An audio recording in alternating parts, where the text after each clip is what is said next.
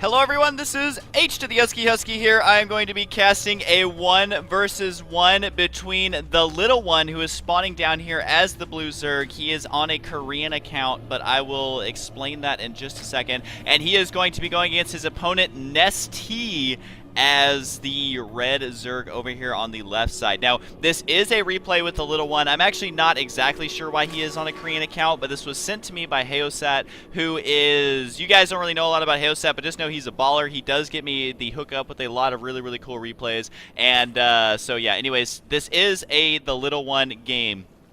And you may be wondering, so, Husky, why is TheLittleOne playing Zerg right now? Well, let me tell you, he's playing Zerg because he wanted to play Zerg for this game or something. Anyways, for those of you who don't know, he used to play Zerg, and, well, he used to play random in the beta, and then he switched to Terran full-time once the game came out. He was the wise one who played all the races and then learned which one he likes best and stuck with Terran. But sometimes he does dabble in Zerg a little bit, but this is really, really rare for him to play a high-level game as Zerg. So this is definitely an exclusive type replay, and it's really, really cool to see him playing Zerg. I think that TheLittleOne's Zerg style of play is really fun to watch. I mean, it's just... watching him play Terran is pretty cool to begin with. Watching him play Zerg, I think, is just really, really fun. If you go back and watch some of the replays on my channel where he does play Zerg, it's just some cool games. Like, I don't know, he just has a very unique style of playing Zerg. And so it is a TheLittleOne game. However, this time he is playing Zerg, which is pretty cool because usually he plays Terran. So anyways, it does look like they are both fast expanding here, and it looks like TheLittleOne's expansion just a little bit earlier. And if we look at the unit counting station, you can see why, because there's 2 additional drones, now just 1, for the Zerg opponent, and his spawning pool is going down slightly before TheLittleOne, which he should be doing at some point. Is he making another hatchery? Okay, evidently he's going the good old 3 hatchery build, as he's not even going to have a spawning pool out. Okay. So, anyways, I was told that this game was unique, and now I'm starting to believe it, because TheLittleOne is going 3 hatcheries, and sometimes there's a new build that I don't know about that everyone, you know, in Diamond is like, oh yeah, that build is like the cool new thing that everyone's doing. How could you not know about it? I don't know about this 3 hatchery build. This is definitely unique. Now, part of the reason he can pull this off is because he did scout his opponent, and he saw the timing of the spawning pool. He knows exactly what's on the way. If his opponent had spawned up here, maybe he wouldn't have done this. Maybe he would have, maybe if he drone scouted, he would have. But regardless, this is definitely very unique. I would not try this if you are a very inexperienced player. This definitely seems very, very risky. I'm kind of curious as to how exactly he's going to pull this off. It seems like it could be super, super vulnerable in the early stage of the game, but his opponent isn't really making that many attacking. Well, actually, he's not making any Zerglings right now, just a couple of queens, and it would take queens way too long to actually run down there. So while we wait for these hatcheries to build here, I just want to mention one thing. I think I'm going to start doing a question of the day. A lot of people ask me for, is that a Roach Warren? It is a Roach Warren, so he's going to use these more robust units to defend in the early stage of the game. Not a bad choice. He can probably make a wall in right here, actually, and right here really, really well. So that's actually kind of cool. His opponent is getting a spine crawler there for some early defense. It does seem like a little bit premature defense, but it must be because he is actually going for Baneling, so he's not having a lot of Zerglings out in the early moments of the game. He's actually still not making any Zerglings here, so that's why he's getting that spine crawler. So anyways, a lot of people ask me to do Q&A videos, and I will do those in the future. I think they're kind of fun, and I can, you know, have a lot of fun with it. But for now, what I'll have you guys do is just post comments down below, and the ones that get rated up the most are the one I'll answer one of those in the next video, if it's an appropriate question. If I think it's a question that's not really appropriate, then I'm not going to answer it. So if you have a question for me, post it down below, and I will try and do my best to remember to actually answer the questions. It does look like this queen is pissed off at this overlord.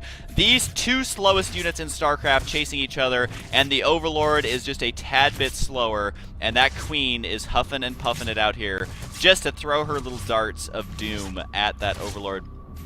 I always feel like she's throwing darts. Like, she would be really, really good at darts. I am terrible at it. I just don't even understand the rules to darts. It's so confusing. You'd think it'd be like, oh, first one to 200 points wins. No, it's all complicated. So, yeah. So anyways, post questions down below. thumbs up the ones you want me to answer, and if it's not, if it's like a too personal or not appropriate or whatever, then I won't answer it. But yeah, so here come the Zerglings now, and the Baneling nest has completed. However, Baneling's not going to do a lot in this situation. That is a lot of Zerglings, though. It's just at this wall, and look at this wall of roaches everywhere. Now, the roaches are going to get surrounded here on the bottom side. These two roaches should go down. The ones right here, though, they have a perfect wall here. Look how ineffective that is. At the same time, though, it does look like the roaches on the bottom did go down because of that poor positioning, and a couple of drones have turned around to get in on the action, and that roach is going to die as well. A couple of drones did go down. I don't know, was that a cost-effective attack, though? Sort of, as he did kill a couple of drones. He did commit a lot of Zerglings to that, though. And it's just this wall-in right here is way too good. Those Zerglings are not going to stand a chance, as the roach numbers now are getting a little bit out of control. And, oh, they kill that poor statue, man. That stuff is not cheap to replace those statues. So that is really inconsiderate of him to do that. And so, yeah, he wasn't able to do that much to the little one with that mass Zergling because the roach positioning is too powerful. And kind of like I thought he would, he was making a wall right here, and even getting his lair right here. So this is a very, very robust entrance there. There's not a whole lot that the opponent can do right now. Now, my question is what is NesTea going to follow this up with? It should be a Spire. Is there a Spire on the way? I do see it in the production tab. There it is. So it is building on the way because he has been saving up all of his gas because I don't think he ever actually got any Banelings. He does have that Baneling nest, but Banelings are not good against roaches. They basically do nothing to roaches. And so you want to be really, really careful getting too many Banelings because then they're just going to, like, one roach can tank. I don't know exactly how many Banelings it is, but it is a lot. And the little one is going to be distributing his creep all the way down here to make a very fast creep highway, which is what a lot of the top players want to do. And if you're a learning, aspiring Zerg player, you want to make sure to always be spreading your creep. You'll be surprised how much it actually helps out. It's one of those indirect things that helps you out. Like, it doesn't make your army bigger, but it makes your army stronger, if that makes any sense whatsoever. So it does look like the little one's got to try and run here. There are several spine crawlers, so this queen could get off, I believe, one heal there once she gets a little bit more energy. But no, the roaches are saying, screw stack defenses, we're going to go up to the bane. Gotta try and get the Spire. It looks like he will. Wasn't able to queue up very many Mutalisks there. If we look at the production tab, actually there is 6 Mutas on the way. Only one of them is the expansion, though. And it does look like all these roaches are getting surrounded. More are going to actually be reinforcing this, though, as they run up the ramp. There is no queen here to prevent that from happening. The roaches have backed up against the wall, which will prevent the Zerglings from getting us around. And the weakened roaches have been burrowed. Now all of them have been burrowed. However, there is going to be an overseer here to spot that, so they're forced to unburrow. The Mutas have now arrived, going to be able to kill these roaches, but roaches are very, very strong against the Mutas, as the splash damage is not very effective because of the armor on the roaches. Now the roaches are going to try and kill some drones here, also going for that spine crawler. Now these roaches have been taken out, and they just need to focus down a couple more drones here, which is exactly what they're trying to do, but they get taken out there as the Mutas were able to spawn. But killing a Spire, that is bad, bad news when you are a Zerg player trying to go Zergling Muta, because you just kind of took out the whole Muta part of that. Now, during that chaotic event, the little one had started producing infestors. He was able to get that infestation pit up, and so he will have fungal growth, which fungal growth is so good against Mutas. So when the Mutas just swoop on in, and they're like, ka, ka, or whatever sound Mutas make, they swoop in, and your infestor's like, burps up all of that fungal growth on them, and they get stuck, which you could see it right now. No, the Mutas are going to fly out of there, because what I'm expecting to see from the little one is fungal growth on the Mutas, queens throwing darts to knock them out of the sky, and that's just really, really good. Like I've said before, and I will say it every time the little one gets an infestor out, he definitely puts the fun in fungal growth. He has used fungal growth effectively, innovatively, and just all around well. That was way too difficult for me to say. Then again, I barely have a grasp on the English language. I don't know how I get by. I can barely order food from a fast food restaurant. So look at these queens just booking it all the way down here to kill one queen. That is how the little one does it, although the Mutas were able to return the favor and kill one of the overlords as well. So 3,175 minerals to 3,175 minerals. So only 100 minerals separating these two players. Now, if we do look at the income here, the red player, NesTea, slightly ahead, as he does have, is that more Mutas? Yes, a lot more Mutas, actually, which that's kind of bad news for him.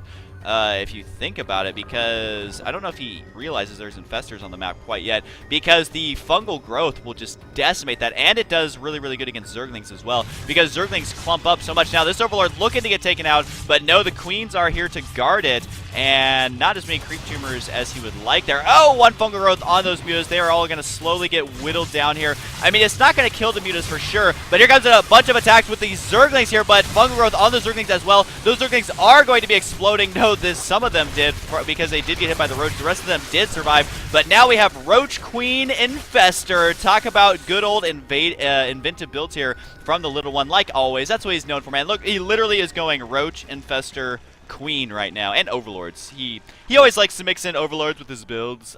He's a really inventive Zerg player for doing that. And so these mutas have been softened up, and at this point, this is when you need to stop making mutas and come up with something else, because that fungal growth is just going to wreck your world. Now, this high yield expansion is up, and oh, it's barely canceling it there. And somehow the drone was able to save his mouthful of minerals, even though 5 seconds ago he was warping into a hatchery. Another Overlord getting taken out. I think one of my favorite death animations is the Overlord. Just the overall sound and the animation of, like, dropping blood.